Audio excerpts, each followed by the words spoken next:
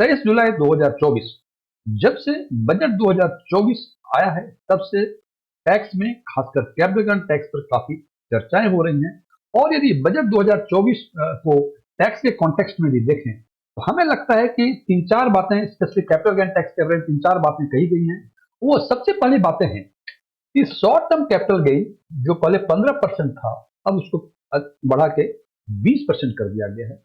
जब long term capital gain की बातें करते हैं तो पहले जो इक्विटी में 10% था विदाउट इंडेक्सेशन और अदर देन इक्विटी में 20% था विद इंडेक्सेशन, इन दोनों को चेंज करके 12.5% विदाउट इंडेक्सेशन, इंडेक्सेशन का बेसिस नहीं का बेनिफिट नहीं मिलेगा और उससे 12.5% टैक्स लगेंगे जो कि long term capital gain tax होंगे।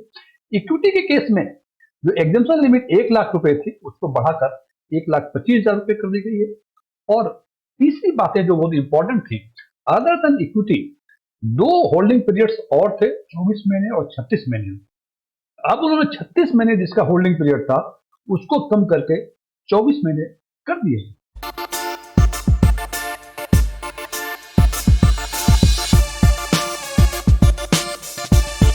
अब यदि long term capital gain tax के बारे के कॉन्टेक्स्ट में चर्चा करें, इस सारे प्रक्रिया जो सारे चेंजेस हैं उससे ऐसा समझ में आता है एक आम नागरिक को कि इक्विटी में जो पहले 10% जिसमें सुविधाएं इंडेक्सेशन की नहीं थी उसको बढ़ा के 12.5% कर दी गई, एकदम सही बात है।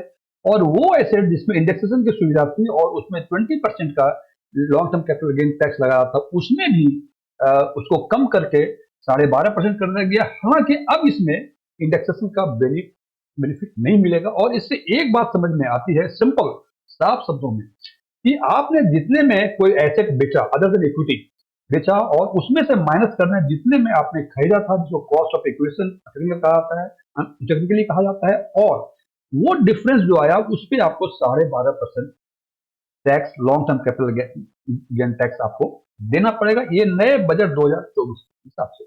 लेकिन ये बातें सुनने में अच्छी लगती हैं, लेकिन यदि व्यवहारिक तौर पर एक उदाहरण के तौर पर भी बातें करें हम कि 1960-61 में जब सोने की मूल्य करीब 100 रुपए में 10 ग्राम हुआ करती थी, किसी ने 60-61 में 10 ग्राम सोना खरीदा और आज वो चाहता है 27 जुलाई 2024 को कि उस सोना को बेच दे, तो आज का रेट करीब 70-72 हजार के आसपास है।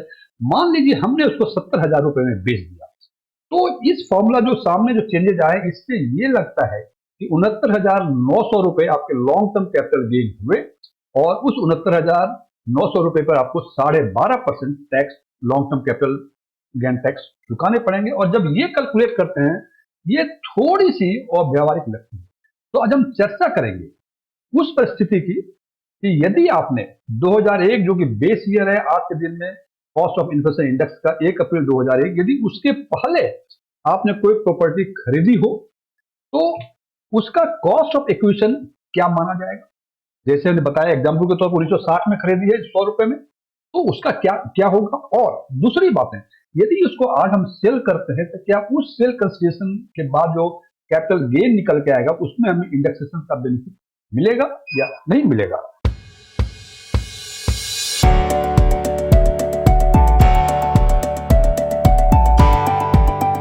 हालांकि बजट 2024 में इस बात की कोई चर्चा नहीं की गई कि वैसी प्रॉपर्टी जो 1 अप्रैल 2001 के पहले यानी बेस ईयर के पहले खरीदी गई हो उसका कॉस्ट ऑफ इक्विजिशन क्या होगा और इंडेक्सेशन बेनिफिट उसमें मिलेगा कि नहीं मिलेगा। लेकिन इनकम टैक्स डिपार्टमेंट ने एक्स पर एक इस बारे में क्लैरिफिकेशन दिया है और उस क्लैरिफिकेशन के अनुसार कॉस्ट ऑफ इक्विजिशन जब कैलकुलेट करेंगे उसके लिए उन्होंने 3 पॉइंट्स के बारे में चर्चा की है। एक है एक्चुअल कॉस्ट ऑफ इक्विजिशन, एक है फेयर मार्केट वैल्यू और एक है स्टाम्प ड्यूटी वैल्यू।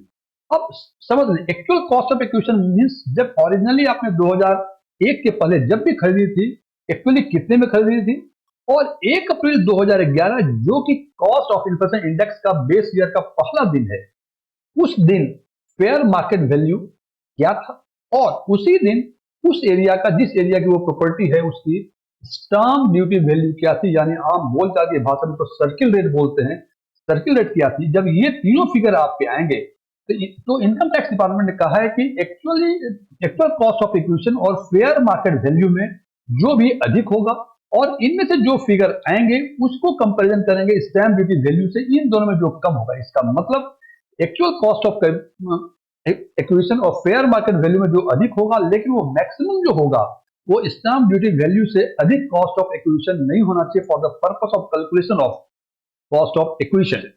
तो एक एग्जांपल लेके बात करते हैं इसमें हम, कि माना कि 1995 में हमने कोई प्रॉपर्टी खरीदी 1 लाख रुपए की। 1 अप्रैल 2001 को इसकी फेयर मार्केट वैल्यू 15 लाख थी। 1 अप्रैल 2001 को जो सर्कुलेट यानी स्टैम्प ड्यूटी वैल्यू थी वो थी 12 लाख। तो यहाँ कॉस्ट ऑफ एक्विजिशन माना गया, इसमें इन दोनों में से जो अधिक है 15 लाख, और इसमें से 12 लाख में जो कम है ये 12 लाख। इसका मतलब actual cost of acquisition for the purpose of calculation of cost of acquisition would be 12 lakh. और हमने 27 जुलाई 2024 को ये प्रॉपर्टी यानी आज के दिन 50 लाख रुपए में बेच दी। अब सवाल ये उठता है कि आज के दिन इनकी कॉस्ट ऑफ एक्विजिशन क्या होगी, क्योंकि कॉस्ट ऑफ कंसिडरेशन तो पता है 50 लाख। अब माला अब है कि कॉस्ट ऑफ एक्विजिशन क्या होगी।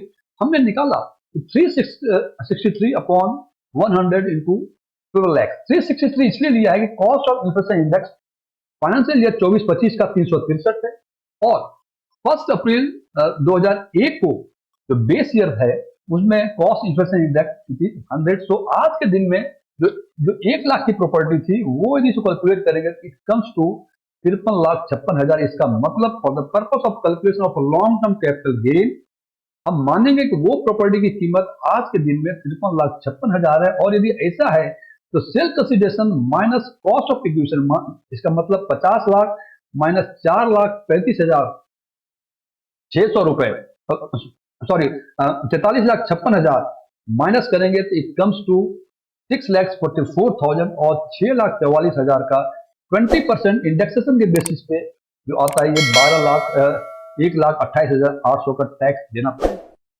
इन इन जो एक्सप्लेनेशन जो दिया है, क्लैरिफिकेशन दिया है इनकम टैक्स डिपार्टमेंट ने एक्स पर, इससे दो बातें समझ में आती है स्पष्ट रूप से कि इंडेक्सेशन बेनिफिट जो समाप्त हुआ है वो उस प्रॉपर्टी पे हुआ है जिसको आपने 1 अप्रैल 2011 से लेके आगे खरीदा है, उसमें इंडेक्सेशन बेनिफिट नहीं मिलेगा।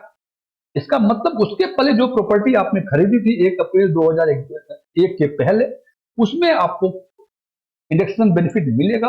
और कॉस्ट ऑफ एक्विजिशन के लिए क्योंकि बेस ईयर के पहले खरीदा हुआ है, इसलिए actual cost of acquisition fair market value में से जो अधिक है और उसमें जो फिगर आएगी उसको कंपेयर करेंगे सर्किल रेट से, उसमें जो कम होगा उसको मानेंगे actual cost of acquisition for the purpose of calculating long term capital gain. और उस पर क्योंकि इंडेक्सेशन का बेनिफिट लिया है इसलिए उस पर हमें 20% का टैक्स देना पड़ेगा। Thank you.